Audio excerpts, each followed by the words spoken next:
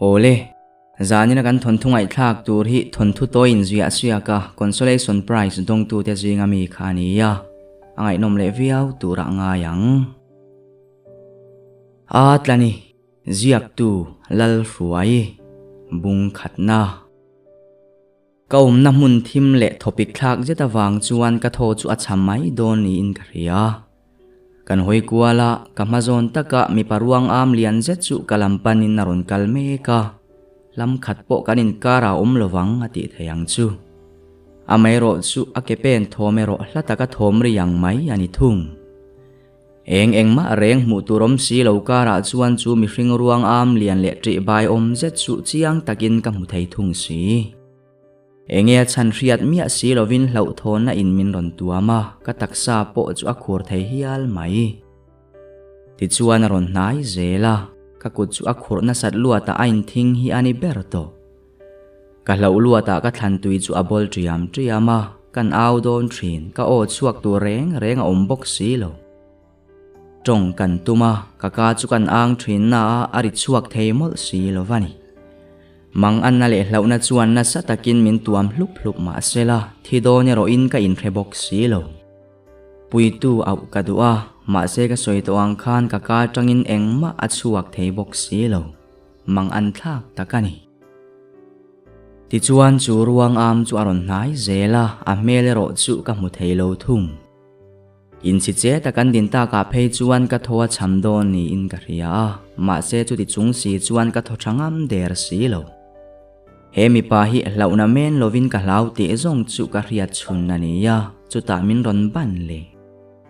ai ka du lo khongain chu zong chu ka soi thei chun chu ani ka tol nung dora ma sela ron nai ve zel amel chu en jian kan tum thina ma se ka mu thei mi alo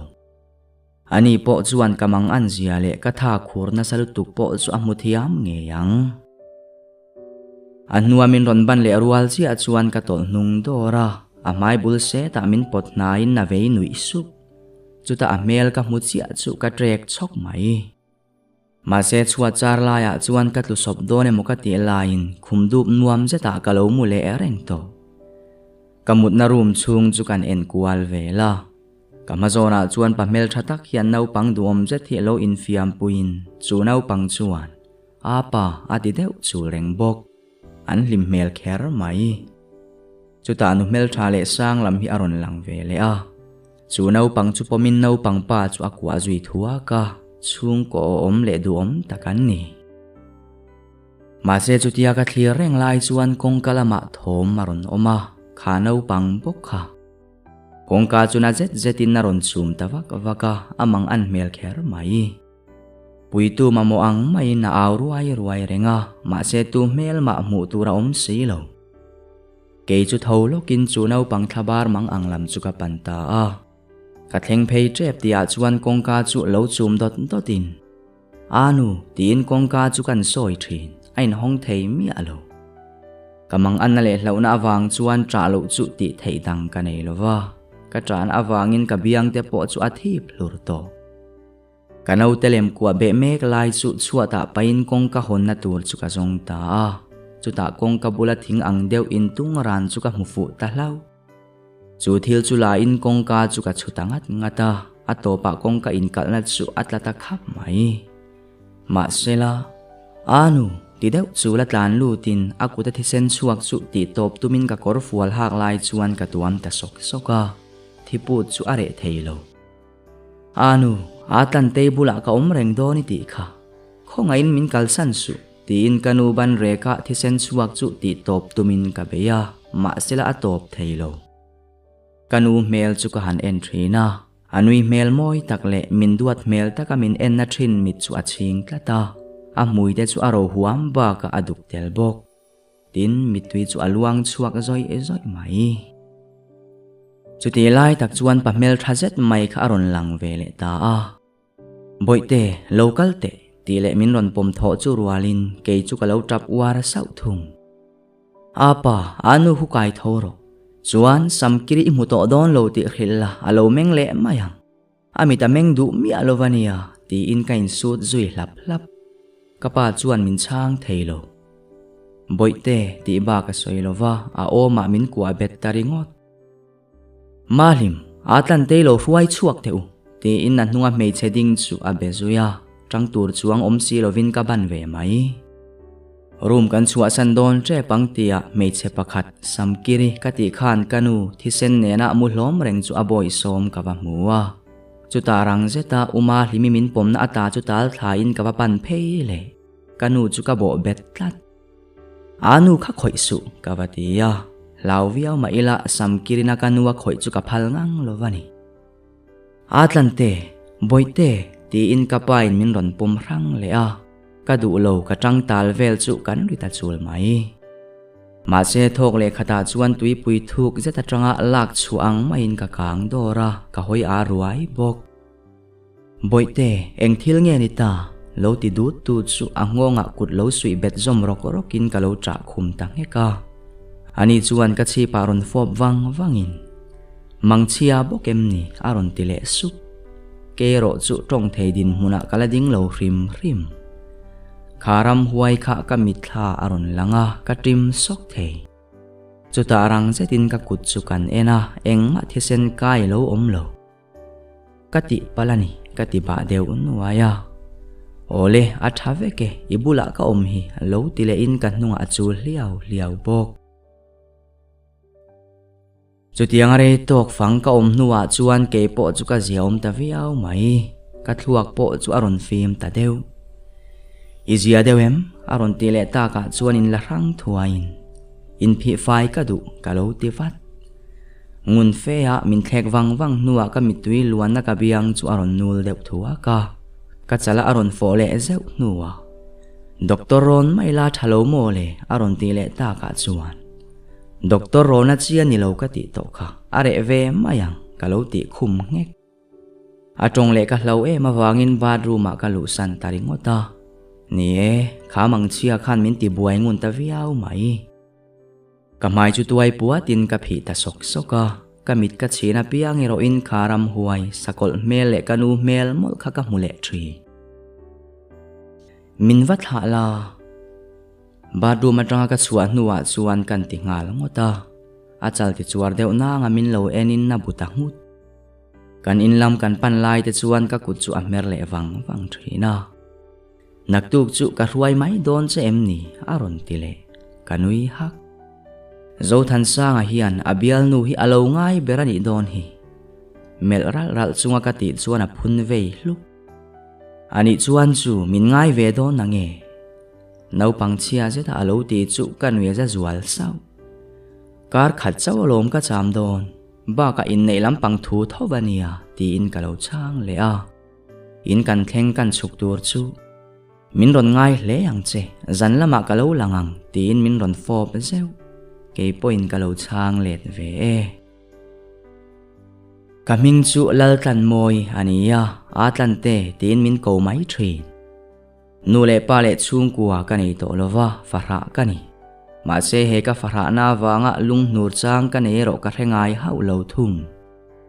kanu hian kum som mi kani in min boral san to a kapa ka chan dani ro arap thak lam ma ani kanu in min boral san ma dai to khan zoi in narala fam si lovina thi ka ti mai tuna hian bial panget nei lai le thale maya pasal nei to tur kania mania in lua kho sa in ka in luana chung te ka chung ko nei chun chu an ni to mai o me tin nak tuk maya hian kan kho hlui lama zin tum kania kani te chung han tlo zuai turin kapasal nei tur thu kan ririn voi khatal chu zin le reng turin min lo tia chu wangin ka han zin don ani aizola an ron chuk chang point nan ni point in nga nan min ron mang thina kan in mukhat lem lo amai ro chu kan kholui ber hi katlo po khata ma se ka hun ton to tam tak min riat thiam pui tu kani point min dem tu lem lo thung tuna ka in luana te chung hi an felin mi zau tak chung ku an nia fapa pakhat le fanu pakhat an nei bok an fapa hi ka thian thaber ni in an fanwero ke ain na naw hret thung ka thian thaber johana hi tuna ka bial pa ka pasal hual ni lai mek nen hian anin kom ngei vele em thunga mi pa a thian thaber ati theyang anaw chia rin sang hi ka din pui dona tin ka bial pa than sangan Johana adin pui don bok an unaw ni in nan ding don ani tak ber chu atu ka chuan chonu hera kan kholui lampanin kan chuak ta a Johana le ka bial pa than sangan sumukam tar thleng min thla bok soi to angin than sanga khan min zui ve kha atumru viau nangin in lama in buat sai na kallai kha ania chu lova office lama cholpa ngai takan la lem lo bok ne kanin nei vela wanga chol reizo kan lak theinan office lam na tul khoi zo kha angai hrim bokani ti chuan kar lova kan kholui chu kan thleng chhota a hlalo boka dar kar ni khatkal chawani azia phian mai khamini kadam kho chuwa theinana kan khuwa ka chuwa sana trang khan voi khat chia he kholei lung hi karap le a chu kani fanwa thi tuma khanani tun hi avoi ni na chia ti na ni chu kan thleng chu kani te chung point min lo lom thiam ngang mai ma se ka soi tuang khanan pang ber do tu mei chia hi nat lok em po om si lovin nakal thuta kani po ina tuar thiam lo trep nge ani anu pa ber upuya hian nu pui fanau nein chung kwa adin ve to a an lom pui om tak zet chuti lai na chang chia mal soma ero leng tar tur chi mei chia hi anu le afarnu te ba kan ni lovemo ti tur khopa mei chelama hul ani ve thung chuti anga kar khadon han cham tanana na chu then om khoveng ti an ron leng lu ta kani ne na khoilam nula mel tha nge ni an ron ti le anul thin min han fak derna chu riat nuam viau thin ma sela achana pek lama ero ka khor tariau thin thung kani chuan ka wa nu ani hi pasal ne mai to turani ya a uyom mangreng viau mai uang zetina hanti vei luam thina chuta then khatina pu fak moe fanu kha em ni tia min han en chik ta thin chu ka ib deuh choi thin khuwa ka cham chung chu ka tong tam lo pha le a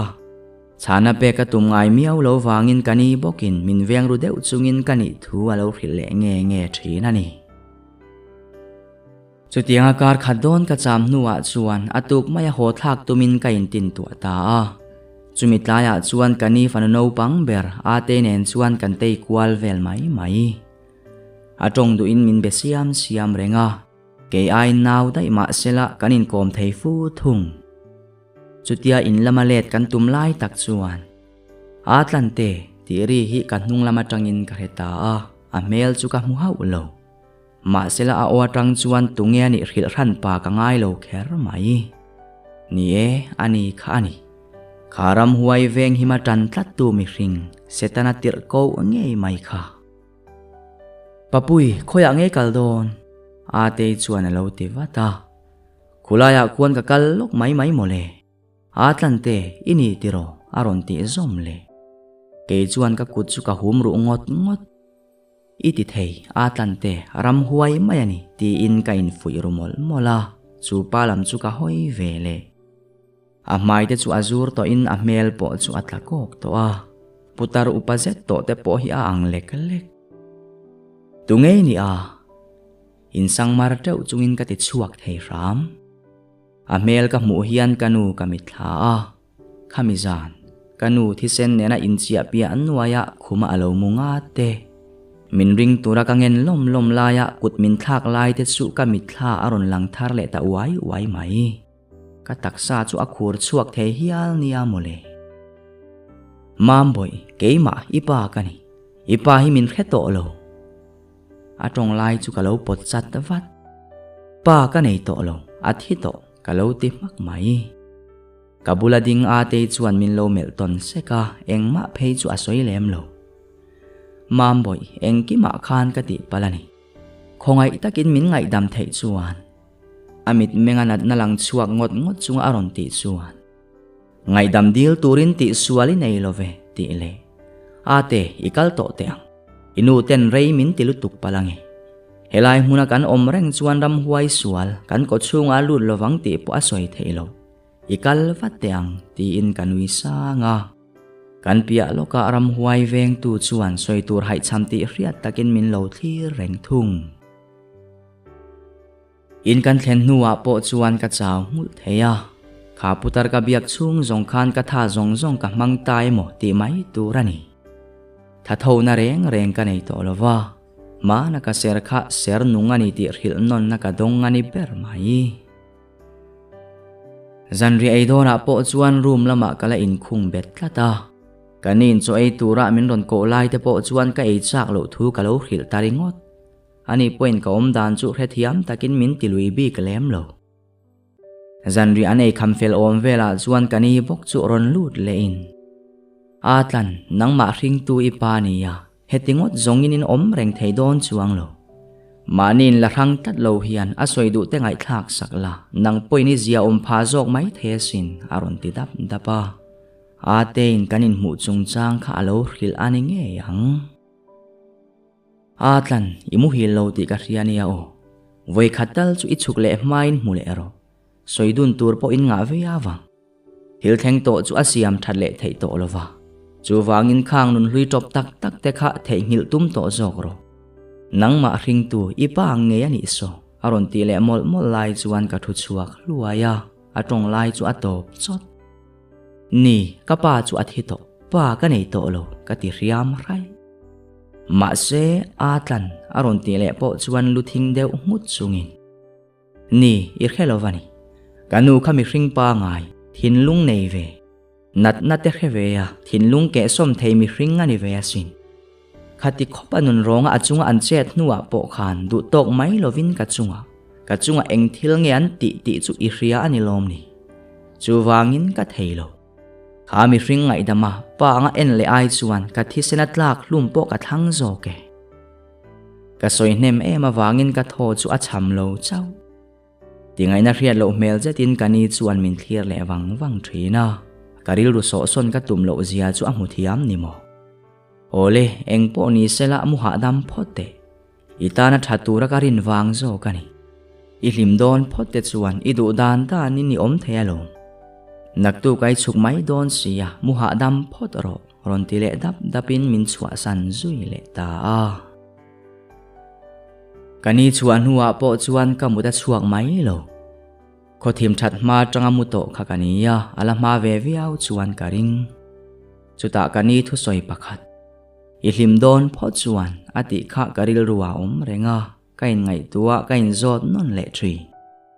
Kha mi ring ka huata ka ngai dam du lo na hian hlim na min thlen phaem ka helova kanat bel phaem po ka he chuang bok heklo.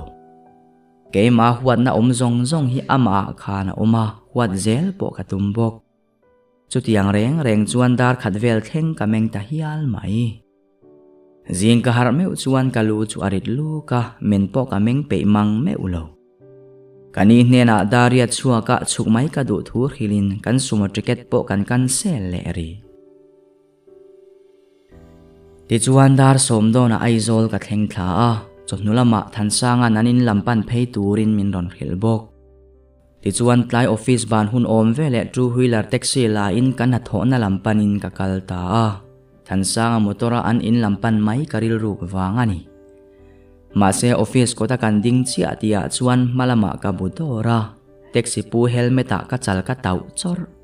ani po chu alo in ring bi ka vak lo nge ni tlema kan che swal lo chau taxi atanga chuk sokin ka chal chu ka tuai vuta taxi driver po chu ain ra khal na lama ake tina deu ni in ka ria chuta kan hnung loka Scorpio var tang chuan nula pakhat thinrim mel zet mai hi aron chuaka. Kele ka bulading pa chu min ron mel thip ngang viau mai. Amma rang ani hi. Phim khur ve ta deuh che mole. Tun lai taxi pu ho hi rui phet phot hian in service. I choi hnem ve fe don ani hi aron ti ve lak. Thu pa ron choi hnekin chu tianga ron ang chu zak lo ka wa han ti tak. Kan din to nuwa ti khan min ron sudot kha ania malama kan budor nge ani kha.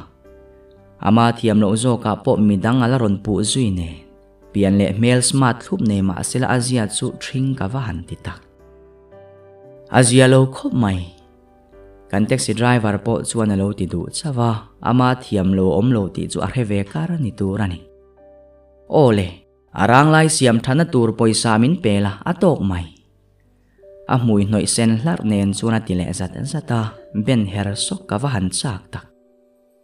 I thiam lo na lo kha kal to ro ti in taxi pu chu ka hil ve tangat. Ani chuan chu nang mani choi don te na em ni atam zek don ania o. A mui pet soi nek chunga ron ti chuan a chi patanga a ke jung pui mor thleng kan en chuak te a.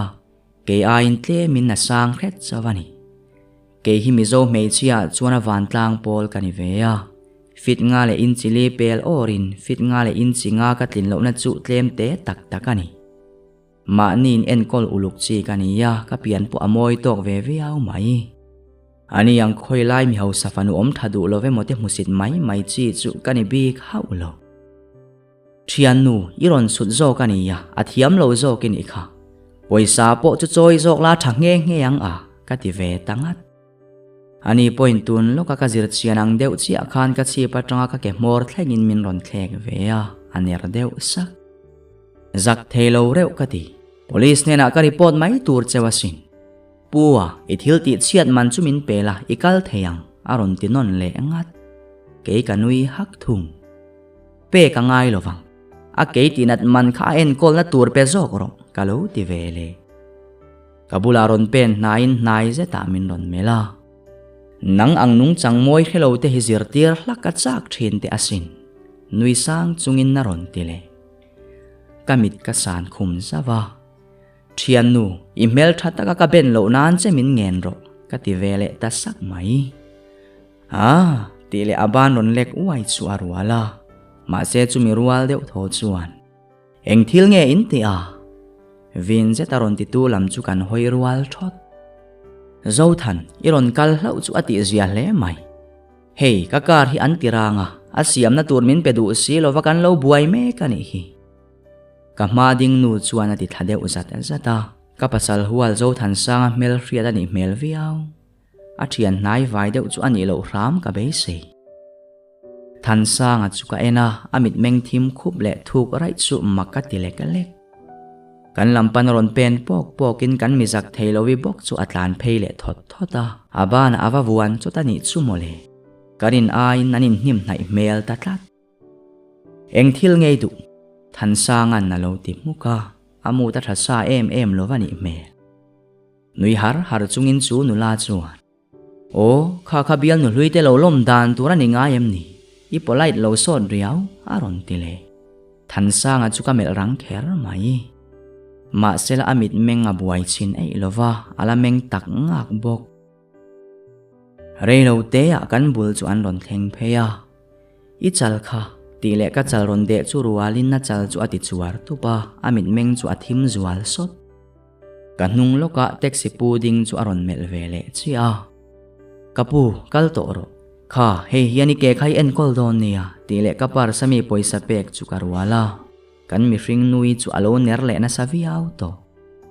Than sang khana von na kut kha aphel thak sak to a thok kha chu aveng ta deu. I chal kha eng tiai ti pem nge. Hola ma te te klinika kan koi don nia. Than sangan na ron ti vele. He nu hi ihria em ni. Kha nu bok kha na ron ti ya. A mela chuan min lom te chiam lo ti alang a reng. O ria e kanu pui huala ni hi. Atlani ati zoi sup. Wow, alo ni mo. Chunu chuan ati ya. Chu tiang taka inlay china chu kan nei alo ring lo po ani maana le. Makati ti amela lang chuak hial. Tansanga na kakonga min kuana mel zavina ner le sak. Kehi Joshua kaniya ipasal hual lai bial nuhlui aron ti vele. Kavahan nui chuak tep tak. Mintik tir chu atum ve ngar viau ni turani. Kan kalmay don em niyang tansanga na aron ti chuan Joshua chuan. Zo aron ti ngeka aom dan chu asiam rem le evat. Afalin in belokang min mel ral chungin naron ti le a. O kabuay ti chui mu ve mek hi alo ti le thung. Kan boruak chu atang deu phat. Nang mamuturin na lom heta hiyan karon kal. Reylo te chui aniyang. Ngien ngol set naron ti le. Tansa nga chuan mit main min ron rona kalobu khum ngat. Nupui hual thik thu chedeu. Vangvat ang maya bial pa de zui koi reng mi kanive tlat lo. Abial nu hlui po lo ni sela. Anin kara eng ma aom to lo vani chuan ke buena tur pakhat ma lo. chu ta motor chunga min thut lu tir zet nuwa karei lovang kar chunga hian min lo ngak ro ti in ka muya aron fom zewa kongka chu akhar tangal bok an reidon love mokati elain dar kar chan vedona po alaron lu talo fo mai ka challa chu athi phlar sia chhun lama khaneng ma ka ei box si lo ril tram nen ka thin narim lek lek to chutia do theina tla cham je taka va thlek lai chuan an din na hmuna khanan lo la in pot bet so chota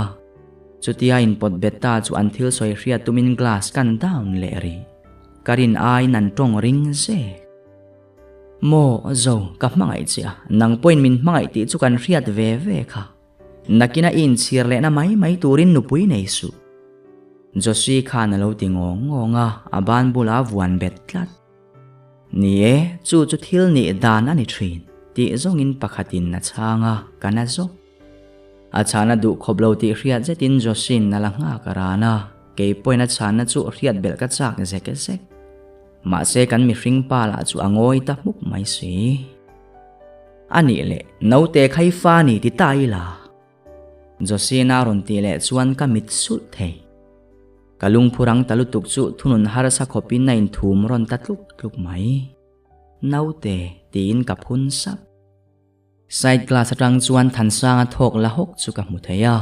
achang don talove mokati nuwa tu fa nge ti chu kan hria e chu wangin kal toro in ti mual phone satma hian ati taluk nilo zo ilo kir le ang men deuh par chunga ti ina thave taram rang lutuk tak main glass suka ap sok soka kain siam rem zo rual in ron lut fel der ti pal tak aset karei ta phian sia khoimo I chal chu ti le min ron thlek chu arwal ngala in ne nia thlen main dam man ro se aser lo ram ka be se aron ti zui le soi tur bera ka hesi lo chu ka bu khum hut aringot tun loka note chungchang an soi mol khan min la chen chila kalapa ngai thei zan lovani kan tlan chuang mai done mokati line zo than sanga chuan I thaim aron tile a o ka tha e karila tram deuh to ole zan ria kan ei ma don nia tuk ver glass down in pon lam ka clear down ta orenga eng tinemo tak ka mu chu a chheriau inuam sam meu na nge tin ka kut chu aron vuana nuam sam kalau ti ngat karin ain ka chang rang ma ani nilo I mela dikalo tlat mu I hreom ka kut chu la kangina form zewa josi kha mu anom jok te chuan ilo ruai ho jok lovani ka chang rang ma thi min ron thlek vutin malam chuwa hoile ngala ni e tun loka ka thil soi kha ka soi tum pu ani mi alo abial nu hlui ani ya kalo thik ve mani atlan enge ani khai thi kem ni ate ulo mai ole atha e ani khamin phat san tu ani kha I hlut na muthiam lova iza omna thlenga pot niam thei tu mi hring chu itana mi poimo le mi hluwa ilangai theyangem ti in min zot ta a ama wa thlek wang chungin ate ulo mai ka hlut na min mu saka min ngai poimo min za thiam tu ba kanuna a hian mi poimo an om ngai lo in se ru teu chungin ka tia ka kutavon lai chu a hum nget sau ni e itidik kan hlut na min mu thiam sak tu te kan ta nan luber josinen khan kum thum chung lai chu kanin zui manang ka zeb lo mi pa fel fam kim kanilova ma se mi pakhata karin om thei thung voitam tak sex po kan paljam to nge naw pai thumin ril po khan rin helna chete ma kanilova palai mel po a mungal mai reng bo ma se ti in na chole ta amita chuanin tharun namit menga mu thei bok karle mai hi kanin nei hun ani to ang te vela university kan kalai kan thian pa pakhatin afani thumin hilin na lu khung ta ani josi kha chutia min phatsan du tur chi ni in ka hesi lo ke ne na hun kan man nun ber chut kha chuan no te kha thlathum mel mu to turani ma se no te kha thakata pum or chawalo nia atile chara thokala le hal khatiang khathil om dana ni ta ka khachuan kan palai tirte mai za po anadu khopasin veng chunga la ni sela kan chan chin na dar thuaya in ne na chu kan thul ta ani ti khan no te kha anu lo ka achiat thu ka khe vele atlan mi pa virgin kan i to lova khatiang thil la thena trang khan kanu pui nen bak sexy kan mang to tura ni lo ti in thu ka in tiam ta ani aron ti zom le a thaveke kan tingota enge thavek chu ka he chuang leilo kum thum chung alo ngai zon to mei chia in naw pa ya chu po afa ala ni lo zui atana anatur zia te chu ria thiam sak tho ma ila ator na satur zia chu ka mu thiam sak ruak the ani chu ti line ril ru ero in ma ni in sit na min pelo thailo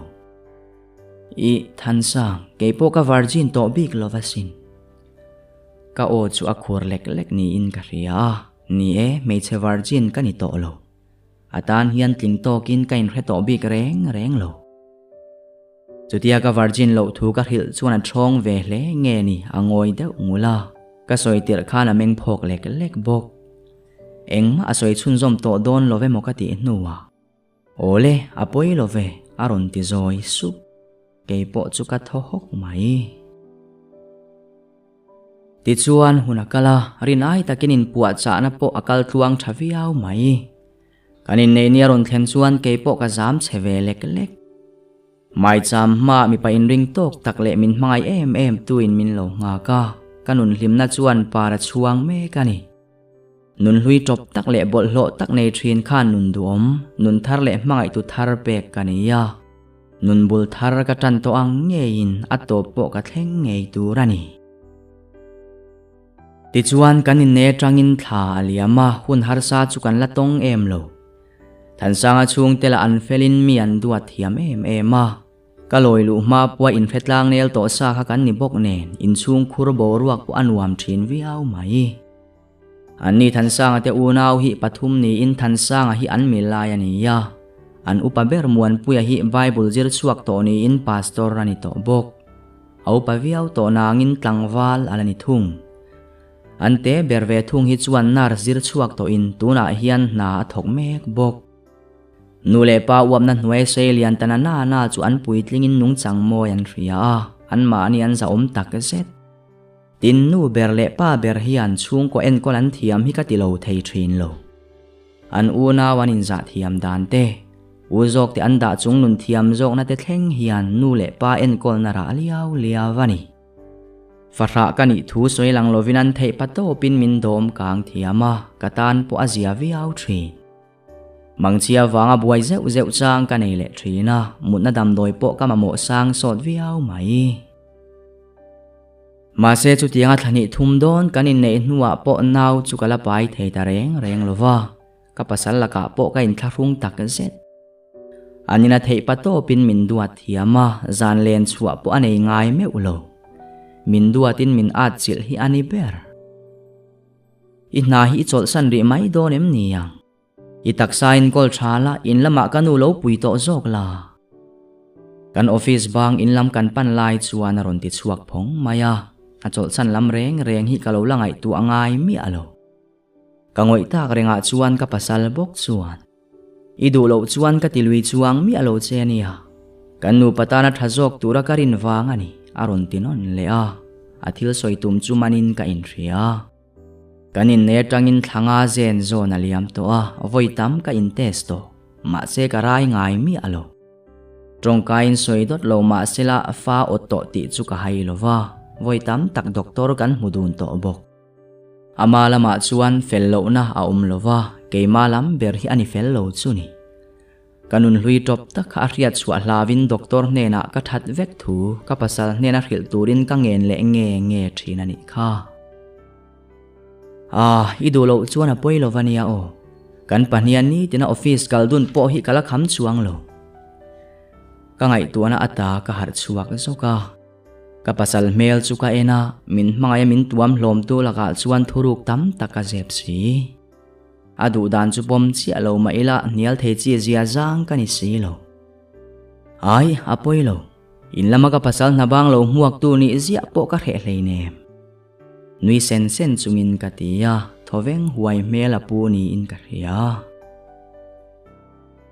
Ti chuan tlai lam zan ria kan ei lain kan chung dia chu kan thutluk na kan rila an ni lam point min pompui khop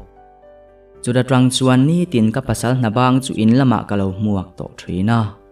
jing lama thlain hlim takin kan in bai bai liam thrin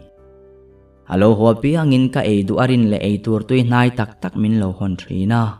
achang phei chuan min ron hon hnem le thrin lutuk hi kan in hau le nge thri kanu le pa te la in ti tir mai ro an lo ti thina chung ko in ngei tlang le in po tlang tak chu kan ni e chu tianga in lama hun engemaw chen hun kaman nuwa po mason na a om thei chuang lova tin than sanga naw bd hi narsani ka ti to kha doctor tha a hriata piang min ron ma sela ke berin ka doctor ka thak du si lo ka doctor thiam lo ani lova a buaina ber chu ke ma hi kani doctor kan thak ani chuan naw chiat to kani ti hriat chu ani nge yanga chu ka pasal poin na hrengal thuayang ma se chu ka thentir thei si lovani chu tianga doctor thla ka du ngang lo wang chuan zan khat chu kanin hau ta nge ya kanin ne tanga kan voi khat in ti thiam lo na ani awangin kala na ngang hle doctor thiam lovani lo iti si chuan tu thiam lo nge ni ta ke ka dik vexia chu ti khopa I hre chiang ani chuan nangma lam dik lo zo kem ni ti in thin rim zatin min chu asana mut nuwa in hau kan nia wangin kan chung te dang chuan kan thoman hello hlau azia phian mai kanu le pa room hi in moya om ni in kanu pa room le midang room zong hi achunga a om thung ke ma in khuma kamutom nga ta mani in khongai na in ka khat zowani ber naute khalo pai tlangin lo chiat talovila voini hi ka mu kherangem min mangai em tu ka pasal chung le kuwa te ne ma se khano te poi soilo eng ma thiam lo na reng nei si lova he khovel eng mu ve thei ta si lo kha ka mo chiat ngam mol si lovani voini thlengin khano te kha kala hongai lova huata nekin voini mu thleng thei tura min tung ding tu ka ti lo thei si lovani kain ngai tua lungpuam na lama ka lo mu hilani nge yang kutlum thurina ka mai ron to ta ka chuan ka har riaya kan mengdona ka meng hlei thei te ro voile khata chiang lutuk tak main kharam huai pa mel kha ka muwa launa na men lovin min tua min ka khur ngal dot bok chuta anuya arap thak takin nani anui ni nasata ka kalu thingin ka du lo thu hilin ka tal vaka ma se ka taksa kwa be chu thatum chuang der lo nilo ka du lo khongai takin tia trap zoi ka ngen na chu anui mel rap om zet bakin min chon bok hek lo atlan tia min ron soi dot tuan om rual chuan kameng chuak lola khum chunga kanu thi sen kai nuang ka mu chu ka trek chok chakna reng nei to lo ang main ka zoi no kani ber nu tia au chul chungin tran pui tu ka awa ma se room chung thim zet bak mu tura om si lo atlan boite a thafeke tia min ron kuwa tu chuka ena ni e kapa ani kapa nge yani kharam huai veng him tlat tu putar bol lo zet kha I tha ani kanu hi kai tho le ro I thiam lovani kanu hi kai tho ro ti tuarin kapa chuka ham thota nget zetin min kuwa bet zui ma se min kuwa be na kut chu ka se sakta vak mai a thafek ania boite harte tia ka mitui luang ron thutu chu phok zetin ka ena ka pasal zo than sa nga nge ya lo ni chutia ka pasal meldam zet ka mu ta ka chuan ka lung chu a chezual sota ama kwa bet chungin chuang lutuk tak main ka tap zui ta hom mai khuma mu ta che enga tinge thu thlengai lo mut ka nung zanga chul hliau chungin na tia eng ma reng ka soi theilo thin rim zet khan min chua san zui lo selang chuan khamang cherap thlak zet khan min zui lo ni mai tu enga nge min kalsan dai keima chowin engwangin nge min kalsan nau pangchia zeta ti chungin ka thap le ri ni e ka ti palani an khum lo tur che khakani asin in thiam lo mel chetin na ti taringota engma ka soi zom to bi ka lem lo ti chuan zo zeta min pom kang no lin khuma min muta ka chala min ron fop zeu Ole ti khan lo mu thil tum ro kain tleu thua ka nga keipo karon muwang tia tho zui mai atum chu rim dang ka riata ka wangin kan chel bet le ri a zui inani mo phok lek lek ati in kana veng veng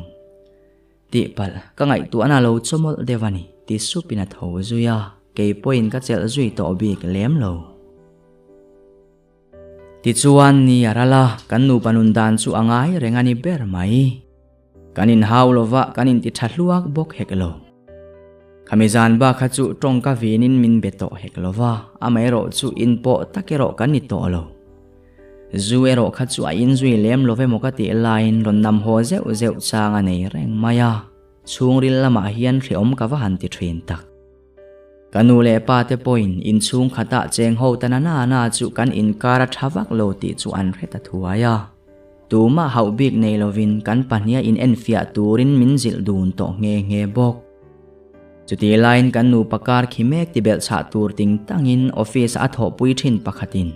kan department ka ai o turin josian lati thumin ron rile ngala ka thin na sak her mai chu mai ba ka than sang a thuala kalani zui office bang chu thin rim zetin kalo nga ka nidang anglo takina ron nam ho lo ve te khia Josin naron zom thar ti kalo ria athom no thak mol mol lai chuan ka tia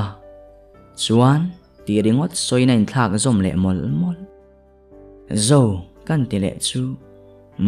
tiamin changin min ron en taran mai amit meng thim ukhar chuan min ti zam jok lek lek ani Josilo nadil tu dangan om nange kasoita sa ti in ka zot lang ta topa achal ti chuar tu pin chik farhanin min ron mel nale mi mal nun chu ka thliar rang thiam ve bok tingutin bathroom min lu san nul mang chiain min ti buailo nan le kan nu pa boruak chezet thengil thaka mut thil ka du thina wangin doctor nena dam doi sang lam ka dil bela ma taka muin tlai taka ka tho thri jing kar ma hian ka pasal chuan nalama min local san fel der to thina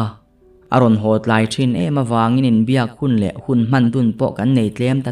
tul mai tin ina in khungot ngot chu hreom ka ti thin e ma wangin ka in luana hlui parina te in lama kalangun tamal mal le a kan nu pain ti thiam lo na kan nem ni tiamin zo chang point chana fum fe ka pengai ta me ulo kha putari in chua sana an fapa johana ka tontir phata ta to buai pui ngai hli rin khala oma chu wangin ngai ngam taka an fanuan thlana mi pa hian angai event thalovani ti ria tir le zel chu ka du to bik lovani chuti line johana hian min hrechiang thokhat to a ka thian thaber ka ti to kha atlan ti theite ka ne ni chuan soiro zowa po biak dan kalo ngai tuang min ngai tu mel zetin na ti thri jo ila ria em mana ka hil to chenau te kha Khamia wang khan nau pai ka har sata ma se eng ma ka hil ngam der si lo ka hilani chuan min then mai ka lau si ti hian ka zep lak lo to a chu wangin zep tlang lo ka du ani tuna hian fa a ota ma se ka pe mai thei si lo nau ka pai huna kan buaina hi chu are vele mayang ti in ka changa ni e lo thona nen khan ka khat la tani nau ka pai huna kan nu pa inkar boruak hi chu afelle mayang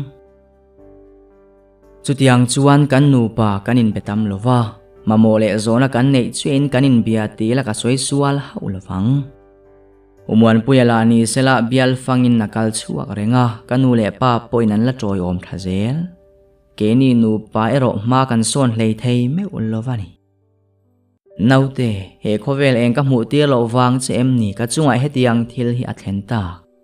ma se ka thiam lo na a om lovani ti ria tiro chan che kha ka duwa ma se ka theingang si lovani kharam huai veng tu rap thak zet putara khana that ta si che a ti in ma ni le ma ni in ka phun mol mola ni e kanaute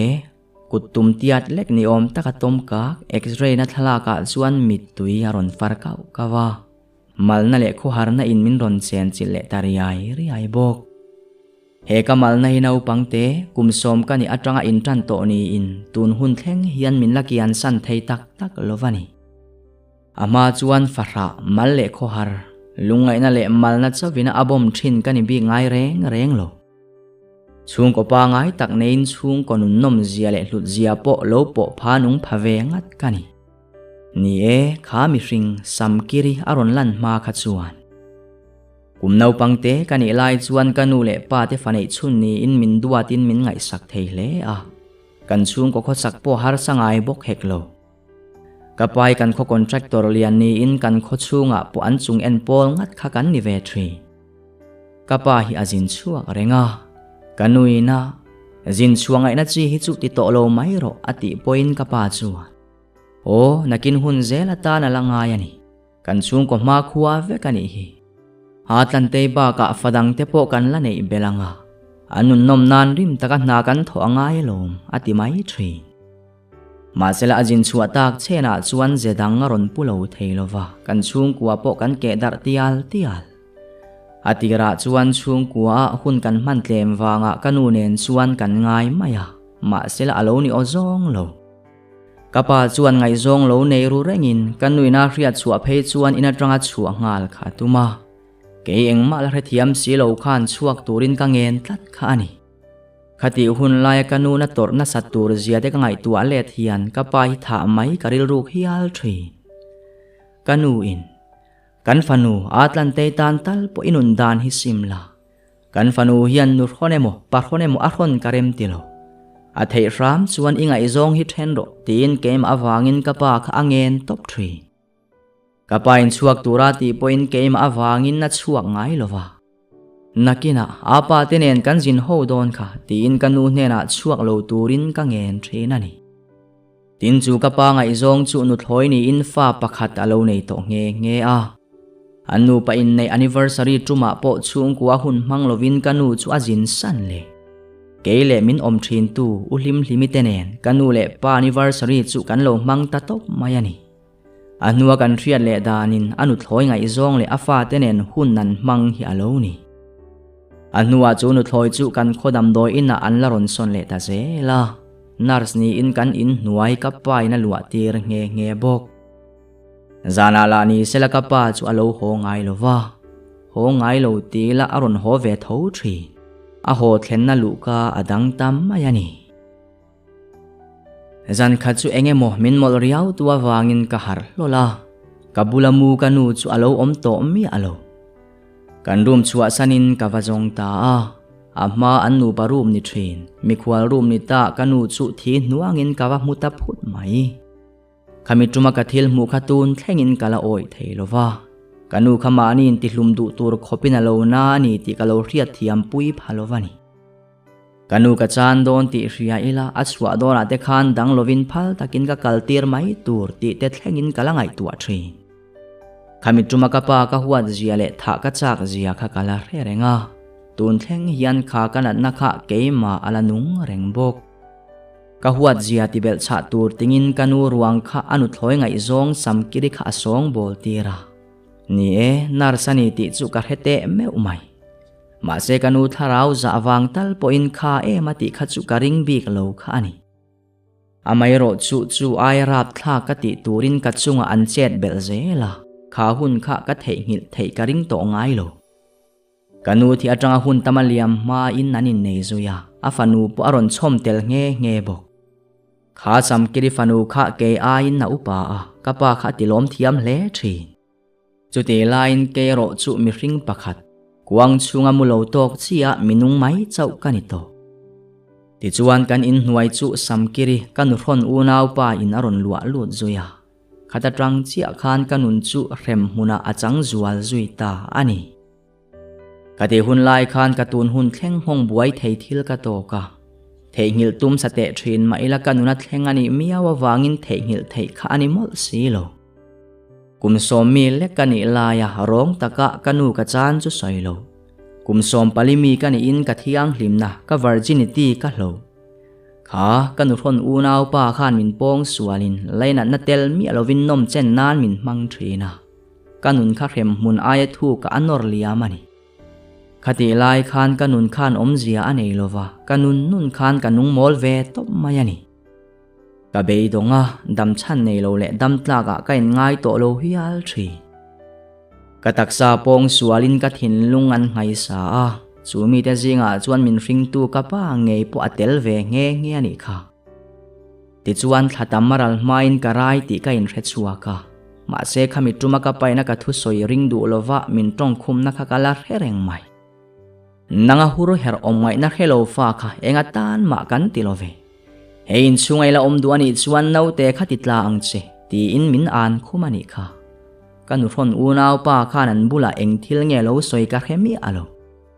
Ma se pong sual kani thu ka soi lom chung puwa min ring du lova. Mi huro her mua min mutua wang khan karil ruwa in leta. Ka ngai tuana enge lut ka hek lo. Sial rang a ring an ti khamo. Tunge chun se min ti ni. Kapa fanu kani miawa anung ka zuya ni mai. Nie kapa nang ang em chuan nupui kham khop lovin mei chedang ka pan do leine. Kabial pa fa ni hi kative ta thlo ta ni kha. Chuta ka lo thin rim chu put min thak zuya alo in nam ve deuh to bok si ne. Athi sena a rin nge a fa nge ngai sa ni ti hello le kin min khoi bor mai. Nau te po ka chiat pha nge ani kha. A kanun bol hole top tak kha ning hle thin mai la ti thei kha ka nei mol si lo. Nau te ka chiat atanga thatam po ave main pong sual ka tok non le ngata.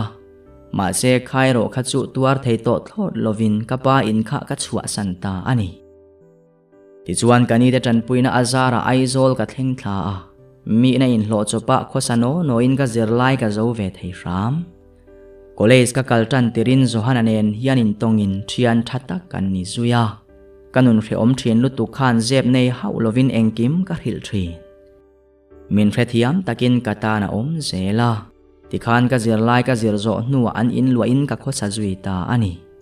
Ti chuan tun hun hi ka thleng chhota ani hi. Atlan ti thoma chuan ka phungek. Ka hoi chuanak chuan ka pasal nen nai farhana kan lo in mel areng to. Irayelo ti le ka kuta ka thil ken ron ban suarwala. Ai ateu lo kha chu midang ta ni kha ti sok in ka thala ken lai chu lukham noya ka rol lut dai. Kalung phurang lutuk chu ka hlau thon wang ani ti ka hailowa ma se ka ti ziaum thei chuang der silo. Inwa bang ma ve. Ka soitur hello chuan ka tingot pek. Ma se dar zat kan en chu dar kuwa alo riwa vato. Adan pa nga inaron bang tlai le zo kani. Ka tho ve lai kha chuan tlai thim main kan bang fel vek to thin kha ani ya. Chu wangin tun numa aban tlai thei dan em hi ke point engma ka hrethiam to big lo. Na tam kha ati mai thina ke tan la han soi sel ngot thei la khani heksu. Iwa muharve tin zona min zot let khawa. Nie tunang huna hi chuan thu thlenga ka mut thluk lop lo po in ka lo mut san mai thin kha ani. Ka mut na dam doi ka elo ti ka hret chuak chia. Ti chuan ngoi rengin in thak lai chu ka thira. In hau na kan nei hau lo na in kan nu pa in ka re ro zau hle in ka muthung. Lo ho ma thin la ma ni chau chuan lo mut ngot po hi anuam zan lo ti in kamela. Ole ka lo tum to don nia ti in min chang ve le mai bok. Ain bual zo badu matanga lo chua chuan khum chunga ka lo mumeng kara. A om na lam ka hoi lo wangin kalameng ani ti po a rekher lo wang. Chuta ka hnung lama tanga min ron kuwa hlunin. Boite aron ti supa. Keyero chu kala che chang du ummi alo. Atlan ron ti le supin a muilum thar tharin ka biang chu aron nul thuak bok.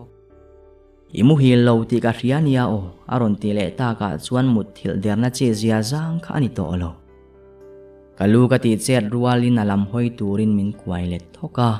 Abop sei zetin min kherbet ngal run mai.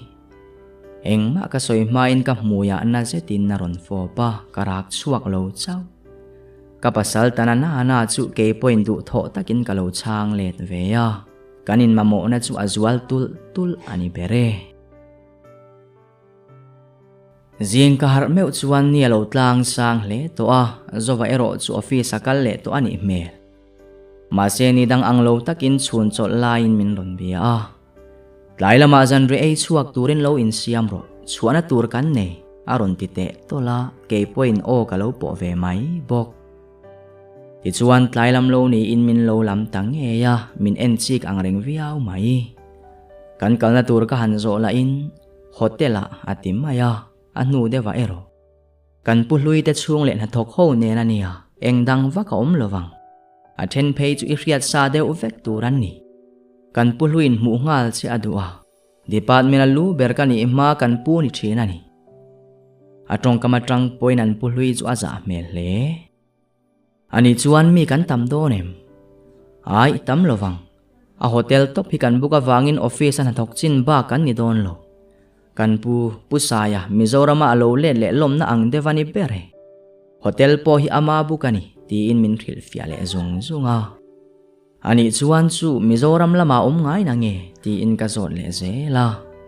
Mizoram alo le lom na kha atim maya Mizoram lo kha ka ring ve top maya ni lowang vel chu ani mai a pension tak nuwa khan Mumbai lama akho sa zui ta kha ania tun hi Mizoram lo le voi khat na chi ani eng thila moriau hian min mola ka omanuam zan lo ani le ka chungai la thin ri mem reitok fang kan ngoi dun wang nuwa ka zot le kan nu pa in kar hi azaw e mawangin hreom ka ti in kanun chu harsa ka ti takaset in po lo ruria wa kan om hi ka kham hlua to wang ani ka thinarim hleinem alo ti dam thup ani mo I thin ri me mo ka tia ma se min bengai lova ma tak taka na min kalsanin tlai tak ai lo hobok min pe hel dan li ri zong thin sia ka ti zui le nilove nalama kan buai wanga ingai theyang alo ngai saktok lo che ani chuan ka ti pal tuna trang chuan hun man dun tam kan zir don nia aron ti dam thapa anuam ka ti veng amun kan va thleng chu asoyang tak takin mian lo tam lo le a hotel chu TC hotel ni in to chong family ta ni ome office na thok thin kha mi som ni bor vel ba kan ningai lova ma se voin chu mi som thum don kan kain ka ya tin ke po kum khat don lai mai department a lo thok ve to kha kania ka mi rang lu tuk lem lo office ka kalai ka kom ve ber nu te nen kanin kop deu chota then khat chu na chungchang box soinan ti tui viau an pului saya an tiam monika a mel tur omang reng kala mulo ente I pasal hi veng tharo tun lai a me chezak theilawan tam to te mayania josi nen po hian duai nanin hnim nai ma na tho na huna phe chuan soi se pan kai to ania nu te chuan atia ka ai o in nan la ti chu ka ria chu po nu te min rila tonga ka ria tho kha ani chu ti lam zong chuan ka lo langai tu angai mi alo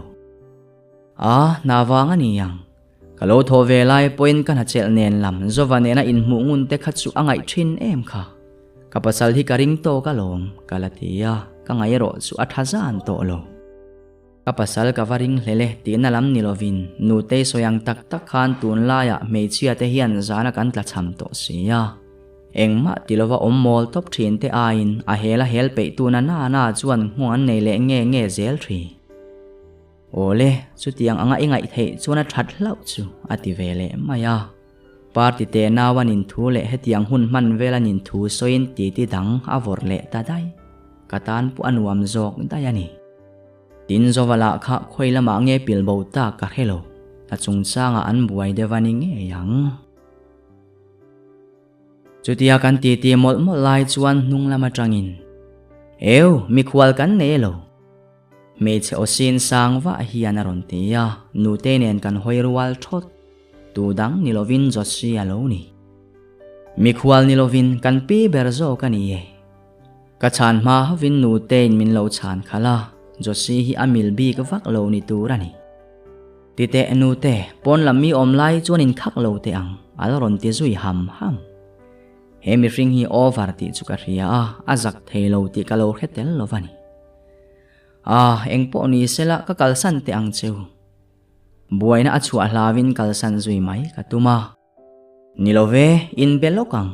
josi bokina ron ti le eng tak chu ka bula asoi don ni mo in biak chan tur kan nem nia pangai takin ka ti le ta anui sang dana ain ring tok le ti a mela lang reng. O ne ni mel khop mai. O le chu ti chu apoi hlei ne ti in ka zui ve le mai. Nu tei ero chuan. Ka bi pia ti sang don tlat ka lo vakal sonange ti in min kal san zuya. Josi nen chau kanin din chil taran mai. Ente thu pe hel kual mi kanilova ka soitlang mayange. Ipasal hi veng tharo.